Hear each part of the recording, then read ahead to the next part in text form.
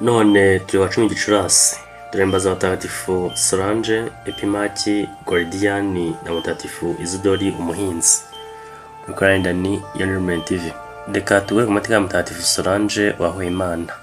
Solange yavukiye i Villemont mu gihugu cy'Ubufaransa. Ababyeyi bari abahinzi, yarezwe neza, bamutoza gukunda umurimo, banamutoza kandi imico myiza ya Gikristo.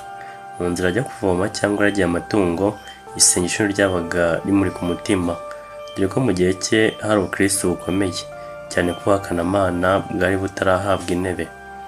Ababyeyi bareraga abana mu gitinyiro cya Nyagasani, kandi ku mugoroba bamaze no gufungura bakabwira ku mibereho y'abatagatifu.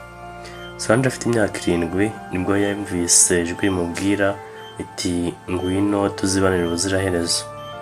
Nuko nawe asubiza Nyagasani ati ndi uwawe, ngwino njyane Nyagasani. Iryo jambo ryo kwiha Nyagasani Solange yarikomeyeho. Yakundaga imirimo yose asabwe gukora kandi akayikorana urukundo. Baba ko yangaga cyane ubwirasi, buri gihe yabaga ari kwirira mu mazi yahitaga asibanganya indorerwamo ya kamere ngo hatitaza kumukorera ubwibone. Yirindaga imyitwarire yatuma asamara, kandi nta muntu ugeze amubona mu dutsiko tw'urubyiruko twatwawe n'iby'isi. Solange yakundaga Imana cyane, agakunda n'abantu. Uko yari mwiza ku mutima ni nako yari mwiza ku mubiri. Ubwiza bwo ku mubiri ni nabwo bwatumye umuhungu w'umwami ashaka kumusaba, ndetse nyuma ageraho kubimuziza. Umunsi umwe uwo musore yasanze Solange aho yaragiye amatungo, aramubwira ati ndifuza kurongora tukibanira. Solange aramusubiza ati namaze guhitamo, byararangiye, nahisemo Yezu Kristo umwami wanjye. Undi munsi uwo musore azaje aramufata, amujugunya ku ifarasi, aramwirukankana cyane atitaye ko yamutura hasi. Nuko Solange abonye ko agomba kumucika, asimbuka ku ifarasi iri kwiruka, agerageza guhunga. Nuko wa musore amukurikira, afata inkota ye ayimutera mu mutima, amutsindaho.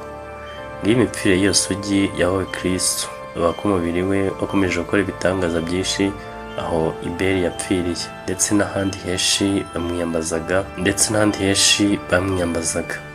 Twizihiza mutagatifu Solange ku itariki ya 10 Gicurasi. Mutagatifu Solange udusabire.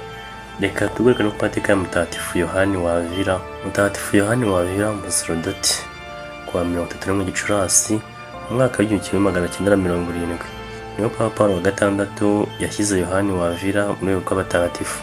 Uwo musaserodoti yaratotejwe cyane bikomeye mu mibereho ye. Se yari Umuyahudi wahinduye idini aba Umukristo. Igihe Yohani atangiye kwiga muri kaminuza mu ishami ry'amategeko, bamutesheje atarangije amashuri kubera nyine ubwoko bwe. Icyakora ibyo Yohani arabyihanganira, akomeza kubitura Imana kuko yari Umukristo ufite kwizera kutajegajega. Nyuma ashaka no kujya muri Amerika y'Amajyepfo kwamamaza inkuru nziza, nabyo barabyanga, baramurushya, biramunanira. Nibwo agiye kwiga teolojiya, arangije yegura Imana umusaserodoti. Guhera icyo gihe yamamaza ivanjiri cyane muri Andaluziya yose.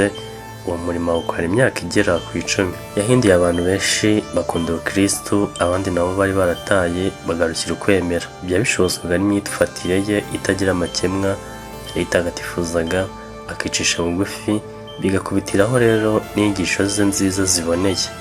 Nyamara ariko kwa gutotezwa kuvanze n'ishyari kwaranze kuramukurikirana. Bamwe batangira kumurega ibinyoma, inyigisho ze zinyuranyije n'ivanjiri.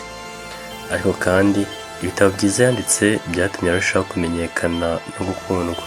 Abakristo benshi nabo bakunda kumushaka isakaramentu ry'imbabazi. Umwe mu nshuti yari afite bagizwe abatagatifu nka we bavuga nka Yohani w'Imana, Francisco Borgia, Teresa wa Avila na Ignace wa Loyola. Ignace yanashatse ko Yohani wa Avila yakwinjira mu muryango wabo w'abayezuwiti, abikojeje bagenzi be barabyanga. Itotezwa nanone ryari kimukurikirana kubera ko yari Umuyahudi. Izo ngorane zose zakurikiye n'uburwayi yamaranye igihe kirekire. Indwara iza kumuhitana tariki ya 10 Gicurasi mu mwaka w'1569. Umurambo we ushyingurwa muri kiliziya y'abayezuwiti i Montira. Mutagatifu Yohani wa Avila udusabire. Dusoje twifuriza kugira umunsi mwiza abahimbaza abatagatifu Solange, Epimaki, Goridiyani na Izidori umuhinzi, kugira iminsi myiza. Namwe inshuti z'Imana kandi abana Mariya, komeze kugira umunsi mwiza.